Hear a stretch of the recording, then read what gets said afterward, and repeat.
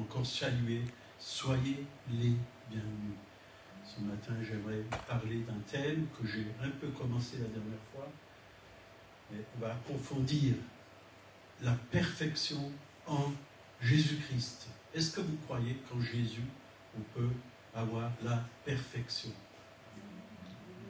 Amen. Amen, amen. Moi, j'y crois. Je ne suis pas encore arrivé, je vous le dis tout de suite. Mais la vie de Dieu, elle est parfaite. Elle est parfaite.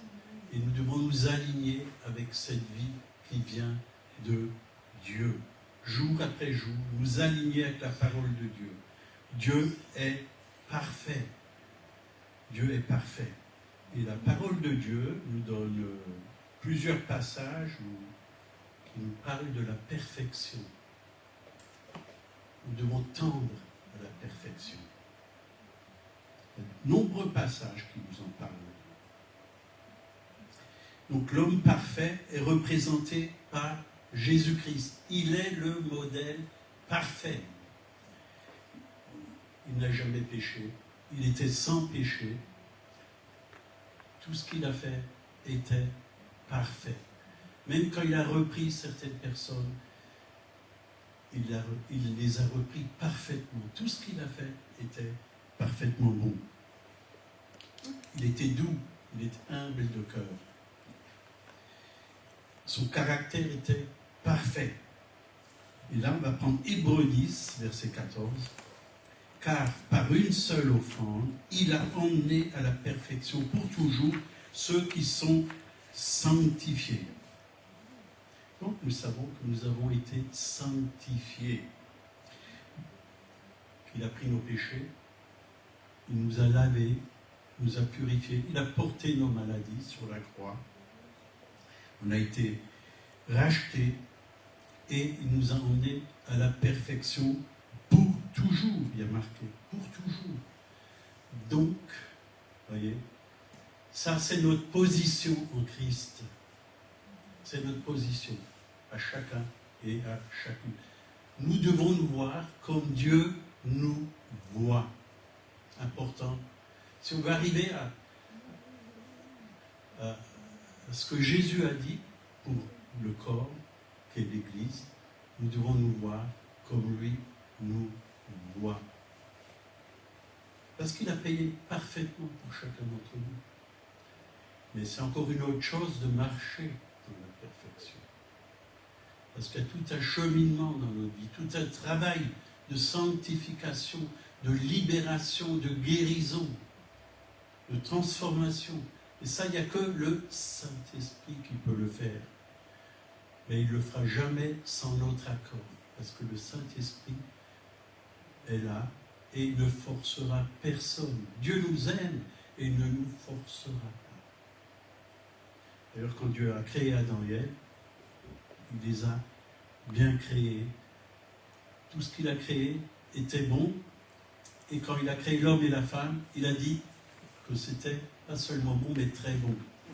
Très bon. Très bon. Bien sûr que Adam et Ève ont perdu l'image de Dieu. L'image de Dieu a été déformée dans leur vie parce qu'ils ont écouté l'ennemi.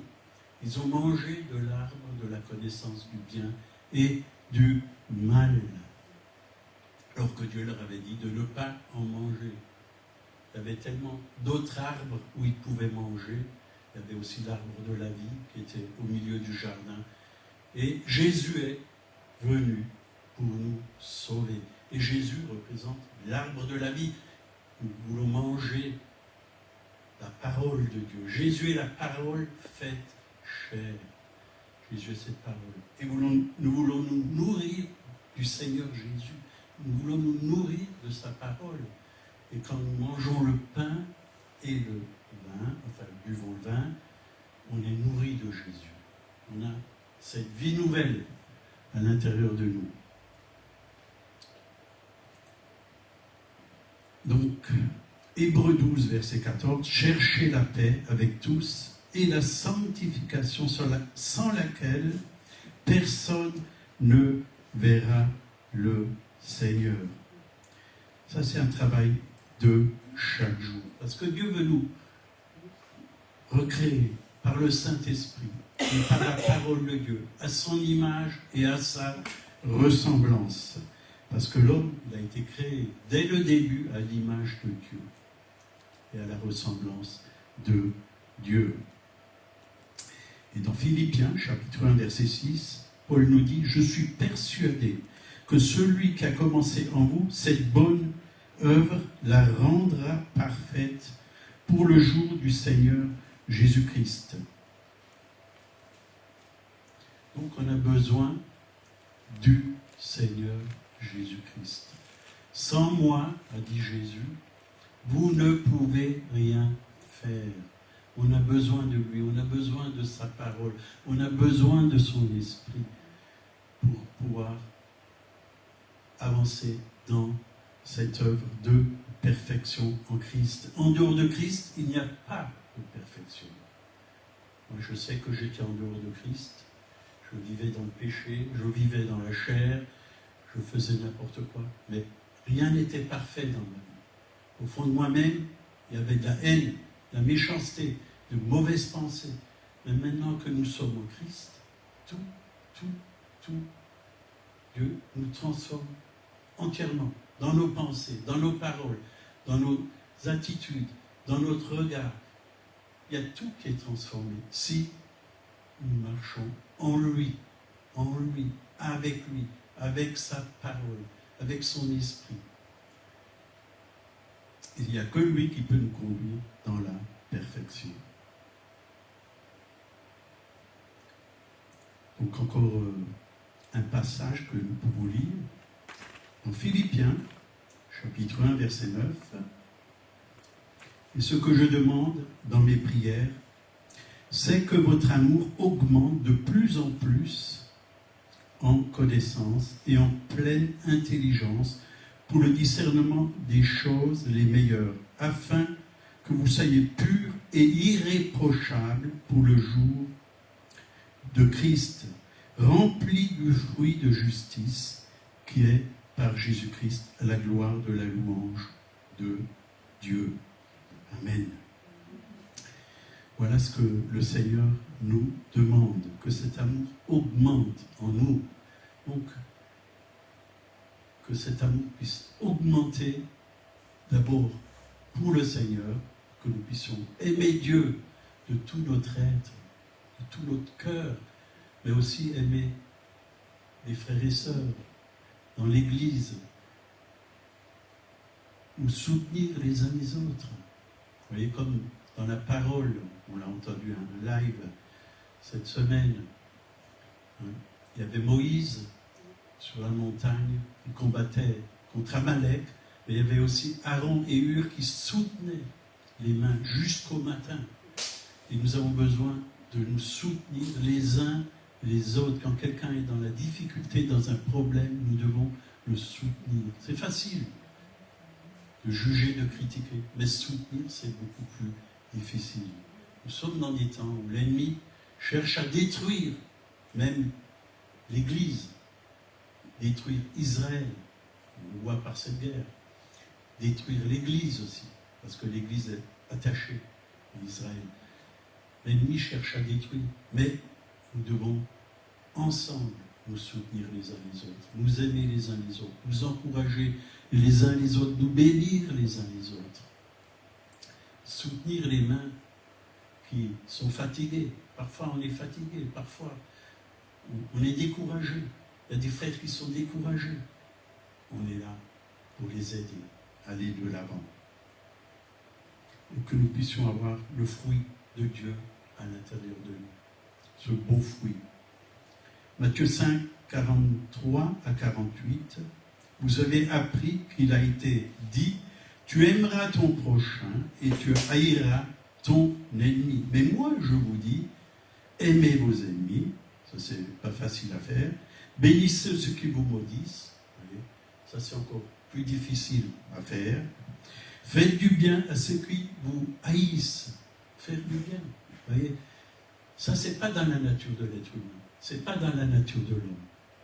Mais c'est Dieu qui nous donne la force de pouvoir le faire. Il n'y a que Dieu par le Saint-Esprit qui nous donne cette force de pouvoir le faire. Et priez pour ceux qui vous maltraitent et qui vous persécutent, afin que vous soyez fils de votre Père qui est dans les cieux. Car il fait lever son soleil sur les méchants et sur les bons. Et il fait pleuvoir sur les justes et les injustes. Si vous aimez ceux qui vous aiment, quelle récompense méritez-vous? Les publicains aussi n'agissent-ils pas de même? Et si vous saluez seulement vos frères et que faites-vous d'extraordinaire? Les païens aussi n'agissent-ils pas de même? Soyez donc parfaits comme votre Père céleste est parfait. Parfait. Vous voyez? Important de pouvoir avoir un bon témoignage dans ce monde. Très important. Quoi qu'on fasse, qu'on le fasse selon l'Esprit, avec le Seigneur, selon sa parole. Qu'on soit vraiment des témoins là où il nous place. Là où il nous place. Parce que Dieu nous voit.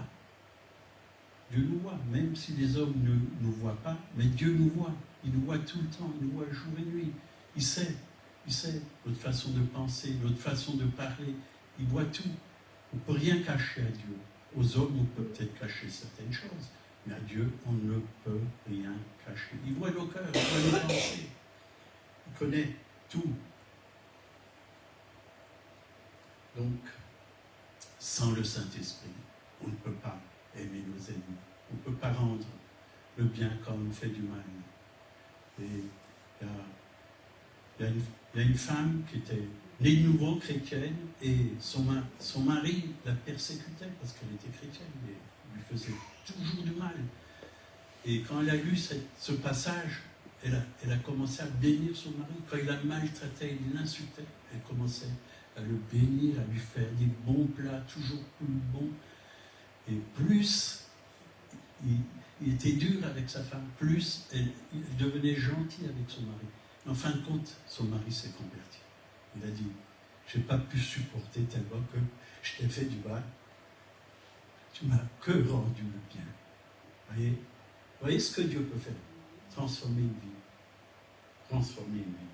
Quand on fait du bien, on a vraiment besoin du Saint-Esprit. 1 Jean 4, 4, vous petits enfants, vous êtes de Dieu et vous les avez vaincus parce que celui qui est en vous est plus grand que celui qui est dans le monde. On a quelqu'un de grand à l'intérieur de nous. C'est le Christ ressuscité. Il vit en nous, il habite en nous. Il habite en nous. Donc c'est Jésus qui nous donne cet ordre. Soyez donc parfait, comme votre Père Céleste est parfait. Et dans Luc 6, 40, le disciple n'est pas plus grand que le maître, mais tout disciple accompli sera comme son maître. Donc le maître, c'est qui? C'est Jésus-Christ. Il est le maître. Il est le maître. Il est notre exemple parfait.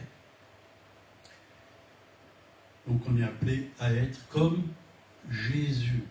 Vous voyez, on le chante. Souvent ce chant, parfois un peu moins maintenant, mais dans le temps, on chantait beaucoup ce chant. Te ressembler, Jésus, c'est mon espoir suprême. Penser, agir, aimer toujours plus comme toi. Et toujours plus comme toi. Et après, il a dit, c'est mon espoir suprême. Par ton esprit, rends-moi semblable à toi. Est-ce que vous voulez ressembler à Jésus? Être comme lui dans votre façon de vivre? Il n'y a que Dieu qui peut le faire. Si nous lui obéissons. Philippiens 3, verset 15. Nous tous qui sommes parfaits, ayons cette même pensée.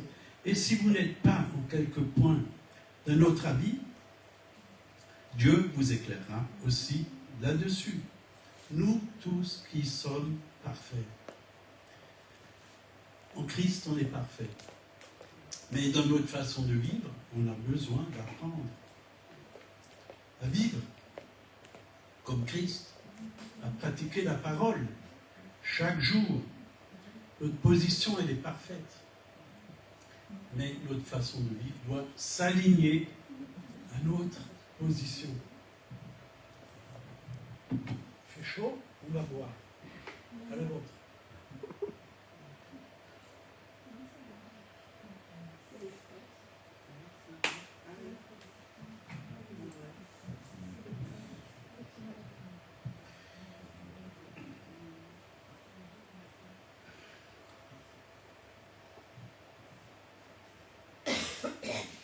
Et on va aussi prendre Colossiens, chapitre 1, versets 28 et 29. C'est lui que nous annonçons, exhortant tout homme et instruisant tout homme en toute sagesse, afin de présenter à Dieu tout homme devenu parfait en Christ. Présenter à Dieu tout homme devenu parfait en Christ. C'est à cela que je travaille en combattant avec sa force, qui agit puissamment en moi.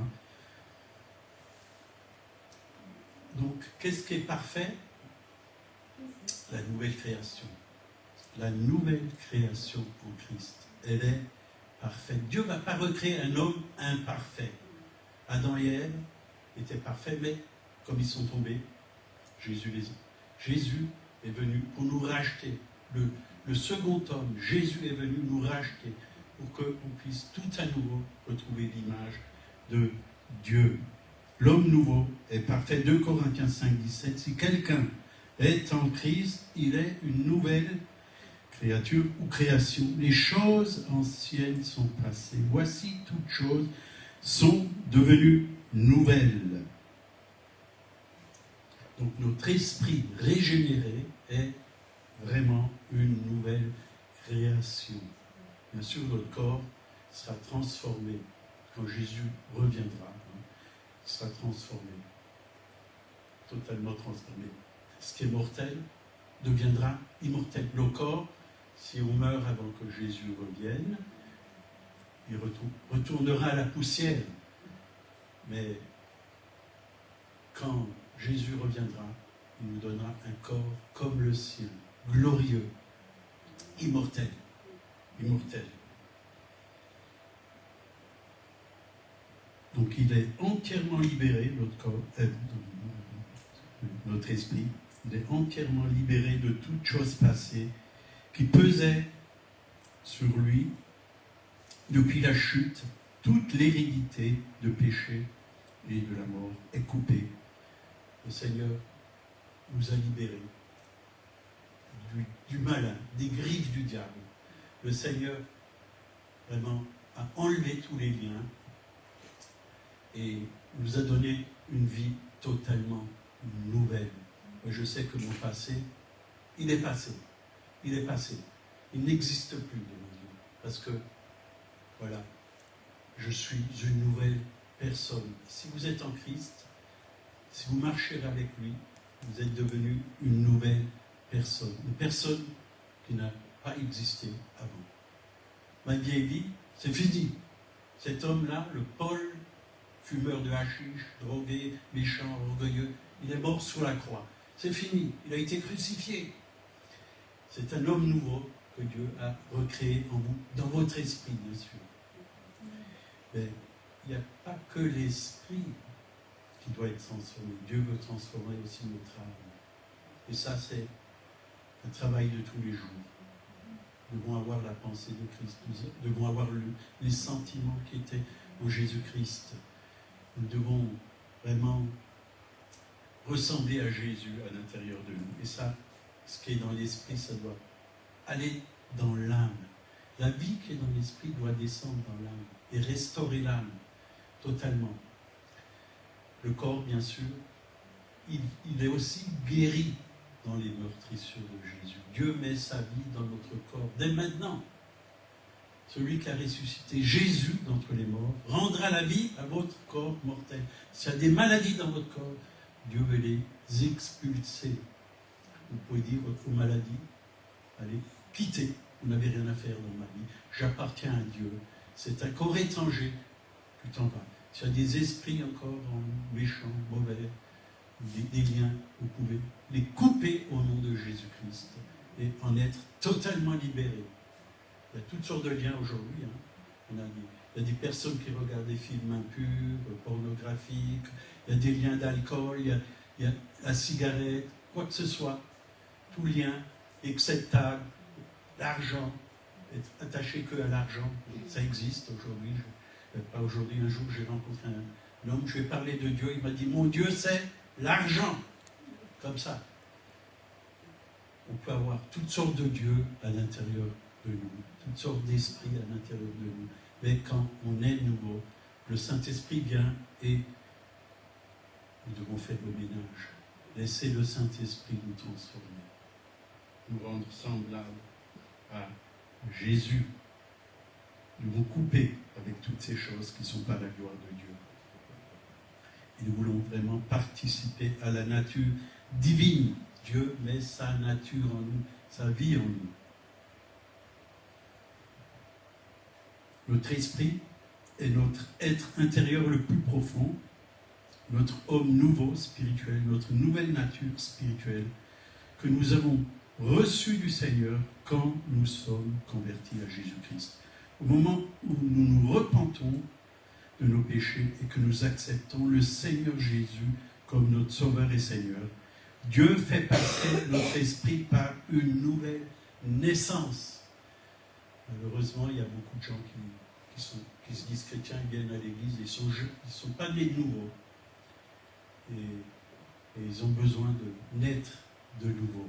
Ils ont besoin vraiment de connaître le Seigneur. Et si on n'est pas né de nouveau à l'église, ça devient une religion.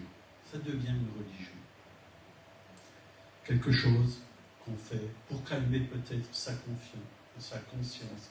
On chante pour calmer sa conscience. Oui, j'appartiens à Dieu. Je vais à l'église, je donne mon offrande, je fais ci, je fais ça. Je fais de bonnes œuvres. Mais si tu n'es pas né de nouveau, si Dieu n'habite pas dans ton esprit, c'est triste. Tu n'as pas la vraie joie du Seigneur. Tu n'as pas la vraie paix. Tu n'as pas l'assurance du salut. Et Dieu veut te donner l'assurance du salut, si tu l'acceptes comme ton Sauveur et comme ton Seigneur, qu'il puisse régner en toi, dans tous les domaines de ta vie, qu'il puisse diriger ta vie, que ce soit dans ton foyer, que ce soit dans ton travail, et dans tout ce que tu entreprends chaque jour.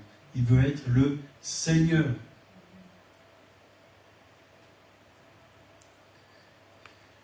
Oui, Dieu veut créer ton esprit tout à neuf. Il veut quelque chose de tout nouveau dans ta vie. Une création spirituelle en Jésus-Christ. 1 Corinthiens 6, verset 17. Mais celui qui s'attache au Seigneur est avec lui un seul esprit. Toi et Dieu, toi et le Seigneur, tu es uni à lui, tu marches avec lui, tu reçois sa pensée, tu reçois sa direction, tu reçois sa parole, tu parles comme le Seigneur, tu agis comme le Seigneur. C'est ça, un seul esprit avec le Seigneur. Un seul esprit. Il n'y a pas deux esprits. Et moi, j'aime beaucoup l'apôtre Paul qui dit « Ce n'est plus moi qui vis, c'est Christ qui vit en moi. » Il n'y avait pas Paul plus Christ. Christ vivait pleinement dans l'apôtre Paul.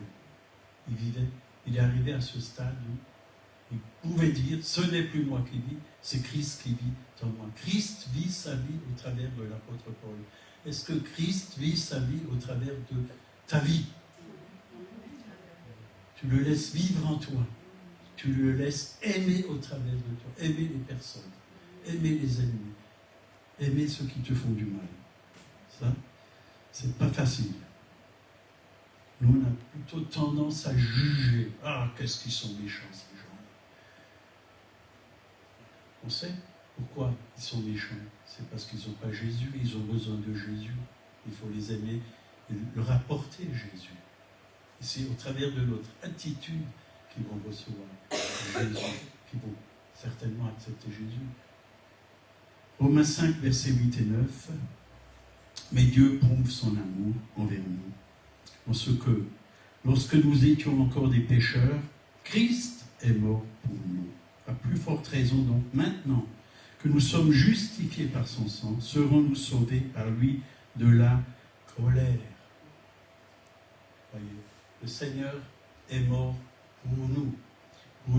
Et son amour, c'est qu'il a envoyé quelqu'un pour nous apporter sa parole, sa lumière, le salut. Et Dieu veut se servir de chacun d'entre nous pour apporter le salut à ceux qui sont autour de nous, ceux qui ne sont pas encore sauvés.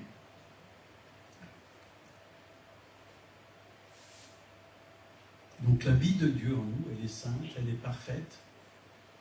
Elle est parfaite.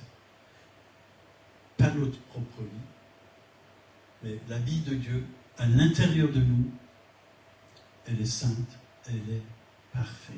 Elle est parfaite. Si nous marchons en nouveauté de vie, si nous marchons par l'Esprit, alors nous sommes dans la perfection.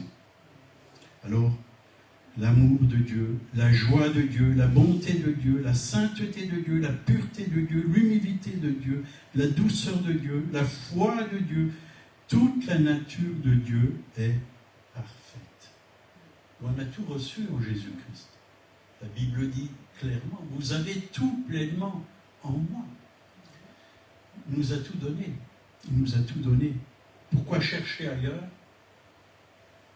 Pourquoi courir pour faire du yoga, pour avoir la paix, ou je ne sais pas quoi, être détendu? Mais quand on est dans la présence de Dieu, toutes les tensions s'en vont. La paix vient, la joie vient, l'amour vient, la bonté de Dieu vient. Quand nous cherchons ailleurs de Dieu, on pêche. Si on se dit chrétien et qu'on fait toutes ces choses, on pratique toutes ces choses, on pêche. Et même des personnes chrétiennes, ils fument, et puis ils vont voir comment on appelle ça, quelqu'un qui vous endort. Un hypnotiseur. Il y a des chrétiens qui vont voir des hypnotiseurs. Vous vous rendez compte? Alors que le Seigneur est beaucoup plus fort pour nous libérer de tout lien. Libérer de la cigarette, libérer de la drogue, peut nous libérer de tout. Bien sûr, ça ne se fait pas automatiquement, parfois. Chez moi, c'était instantané. Du jour au lendemain, au moment où j'ai reçu Jésus, j'ai eu une telle vie à l'intérieur, une telle paix, une telle chaleur, un tel amour, que j'avais plus besoin de fumer. Alors j'en fumais, une après l'autre. Parfois, je les éteignais. Mais j'étais dégoûté. Je ne pouvais même plus sentir l'odeur. Ça me dégoûtait. Ça me dégoûtait. Je n'ai pas eu besoin de passer par une cure de désintoxication. Peut-être que d'autres ont besoin, je ne sais pas. J'ai vu des personnes, c'était dur. Ils arrêtaient petit à petit. Mais chez moi, le Seigneur, il a tout enlevé. Instantanément. Toutes ces choses, il les a enlevées. Et il est tout puissant pour le faire encore. Pour ceux qui fument, pour ceux qui ont toutes sortes de difficultés, de problèmes avec toutes sortes de liens.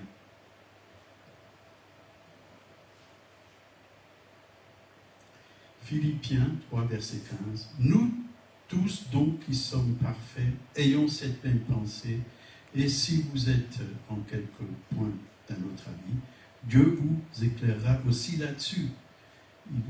Donc, il y a aussi Galate, donc l'apôtre Paul, ce n'est plus moi qui vis, c'est Christ qui vit en moi. Donc, on peut arriver à vivre une vie nouvelle avec le Seigneur.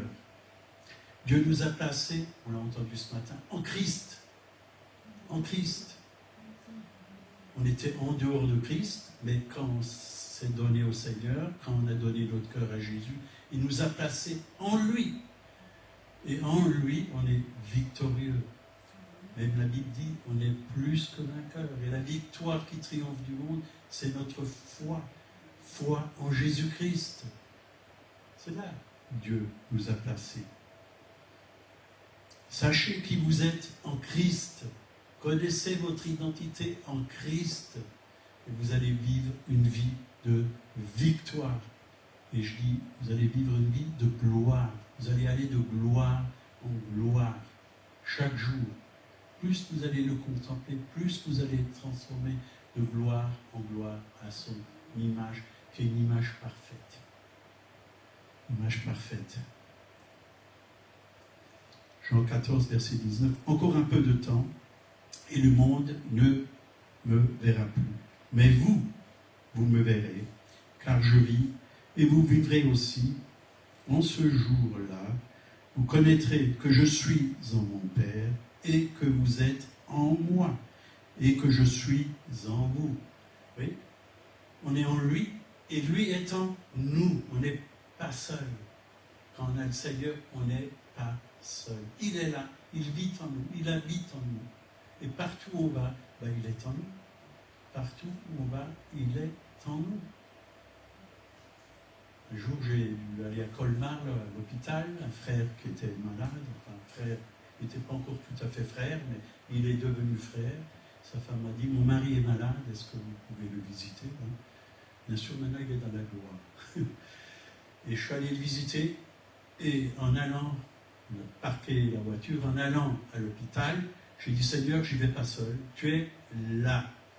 Je vais avec toi, tu vis en moi, et c'est toi qui fais les choses au travers de moi.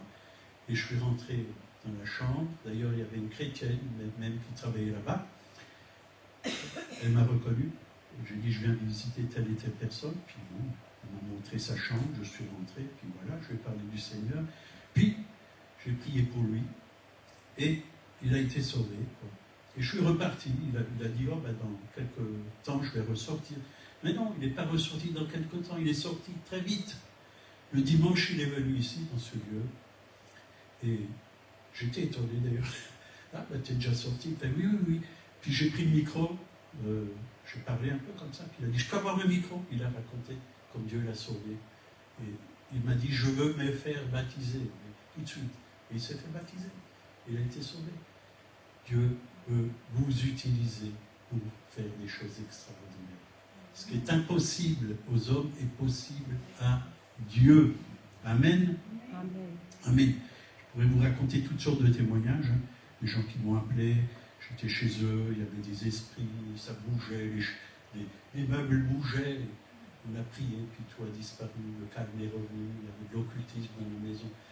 Dieu fait des choses extraordinaires, des libérations, des démons qui sont sortis, des gens qui ont été libérés. Quand Christ se manifeste au travers de nous, il le fait parfaitement. Seigneur, je ne peux rien faire, mais toi, tu es le libérateur.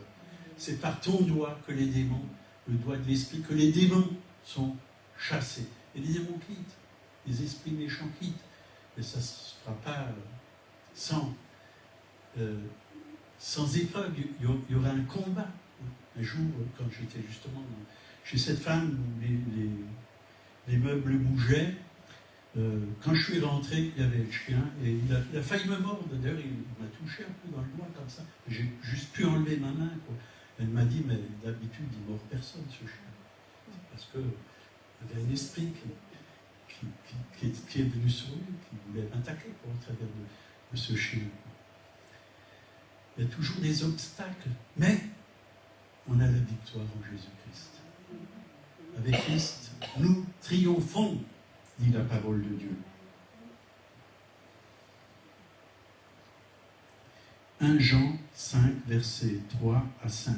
Et ces commandements ne sont pas pénibles, parce que tout ce qui est né de Dieu triomphe du monde, et la victoire qui triomphe du monde, c'est notre foi. Qui est celui qui a triomphé du monde, sinon celui qui croit que Jésus est le Fils de Dieu? Celui qui croit que Jésus est le Fils de Dieu. Donc tu n'es pas seul. Si tu crois que Jésus est le Fils de Dieu et que tu l'as accepté, tu triomphes du monde. Tu n'as pas à avoir peur des démons, des mauvais esprits. Un jour dans une église ici à Colmar, j'ai prié avec un pasteur, puis quand j'ai mis ma main sur la tête d'une personne, elle est tombée en arrière et elle a rampé sous les chaises, comme un serpent, la personne. Je suis allé au nom de Jésus, tu sors de ce corps. Et son visage a changé et la personne a été totalement libérée. Mais quand j'ai vu les chrétiens, ils avaient peur. Ils étaient là, ils avaient peur des mauvais esprits. On n'a pas à avoir peur du diable. On a la victoire en Jésus-Christ. 1 Pierre 5, versets 10 et 11. Le Dieu de toute grâce qui vous a appelé en Jésus-Christ à sa gloire éternelle après que vous aurez souffert un peu de temps, vous perfectionnera lui-même. Vous perfectionnera lui-même. Vous affermira, vous fortifiera, vous rendra inébranlable. À lui soit la gloire au siècle des siècles. Laissons-le faire. Il va nous conduire chaque jour. Il va nous emmener à la perfection. Combien j'entends des gens, on ne sera jamais parfait. On ne sera jamais parfait. C'est parce que tu ne connais pas ta position en Christ. Tu ne connais pas la parole de Dieu. C'est vrai que ce message, on n'aime pas trop en parler. Parce que les gens se trouvent tellement imparfaits qu'ils n'aiment pas parler de ça. Mais il faut en parler, la Bible en parle. Et nous devons dire tout ce que la Bible dit. Nous devons enseigner tout ce que la parole de Dieu dit. C'est important. Dieu manifesta parfaitement dans notre marche et notre comportement pratique la nature parfaite qu'il nous a déjà donnée en Christ si nous le croyons. C'est vrai, c'est la discipline et la sanctification et perfectionnement, le perfectionnement que le Seigneur nous demande de nous soumettre afin que nous puissions manifester de plus en plus Christ qui demeure en nous, dans notre esprit. Jacques 1, verset 2 à 4. Mes frères, regardez comme un sujet de joie complète les diverses épreuves auxquelles vous pouvez être exposés, sachant que l'épreuve de votre foi produise la patience, mais il faut que la patience accomplisse parfaitement son œuvre. La patience doit accomplir parfaitement son œuvre, afin que vous soyez parfaits et accomplis. Vous voyez ? Afin que vous soyez parfaits et accomplis. Voilà ce que dit la parole de Dieu. On ne me parle pas de perfection. Combien j'entends ça. On ne sera jamais parfait. Mais dans notre position de Christ, dans ce que Christ dit dans sa parole, on peut y arriver. Il y a des hommes qui ont fait des œuvres extraordinaires grâce à Jésus-Christ, parce qu'ils ont laissé le Christ vivre en eux. J'en ai rencontré, croyez-moi. J'ai rencontré un homme qui est parti, il a fait tous les pays, enfin au moins 60 pays sur terre, il a annoncé l'évangile, il a vu des morts ressuscités, des aveugles voir, des sourds entendre, des milliers d'âmes se convertir un peu partout. Maintenant il est dans la gloire. T.L. Osborne, j'étais tout jeune, converti, nous a raconté vraiment comment Dieu l'a utilisé, comme Dieu a fait de tels miracles. Humainement, c'est des choses qui sont impossibles à l'homme. Mais à Dieu, rien n'est impossible. Amen. Voilà pourquoi Dieu a mis aussi les serviteurs de Dieu pour nous encourager. Dans Éphésiens, les dons ministères, Éphésiens 4, verset 11 à 15, il a donné les uns comme apôtres, les autres comme prophètes, les autres comme évangélistes, les autres comme pasteurs et docteurs, pour le perfectionnement des saints, en vue de l'œuvre du ministère et de l'édification du corps de Christ, jusqu'à ce que nous soyons tous parvenus à l'unité de la foi et à la connaissance du Fils de Dieu, à l'état d'homme fait, c'est la perfection, l'état d'homme fait, à la mesure de la stature parfaite de Christ, afin que nous soyons plus des enfants flottants et emportés à tout vent de doctrine par la tromperie des hommes, par leur ruse, dans les moyens de la séduction, mais que professant la vérité dans la charité, nous croissions à tout égard en celui qui est le chef, Christ. Donc le but de ces ministères, c'est que d'autres se lèvent, que d'autres arrivent à la maturité, que d'autres viennent à la perfection de Christ, que d'autres puissent vraiment faire les œuvres que Dieu a préparées pour eux. Ce n'est pas seulement les pasteurs, les évangélistes, tout le monde est appelé à glorifier Dieu, à glorifier Dieu. Chacun et chacune. On va finir. Seigneur, merci. Ta parole est la vérité et nous croyons que tu nous transformes de gloire en gloire. Et c'est vrai, c'est toute tout un cheminement, toute une vie. Et même l'apôtre Paul lui-même, alors qu'il a enseigné sur la perfection, il a dit je cours, il essaye encore de l'atteindre et qu'il n'est pas encore parvenu, Seigneur. Mais chaque jour, nous voulons croire, Seigneur, que tu mets en nous des choses qui sont parfaites, qui viennent du ciel, qui viennent de toi, Seigneur, et qui viennent du Saint-Esprit. Merci, Seigneur, c'est toi qui peux nous transformer. C'est toi qui nous appelles à vivre cette vie nouvelle, à marcher par l'Esprit, à ne pas accomplir les désirs de la chair. C'est toi qui nous aides, Seigneur, à vivre, oui, pas comme les gens de ce monde, mais comme des saints. Parce que tu as appelé, au travers de l'apôtre Paul, tu as appelé les chrétiens, les disciples, qu'ils étaient des saints. Merci, Seigneur.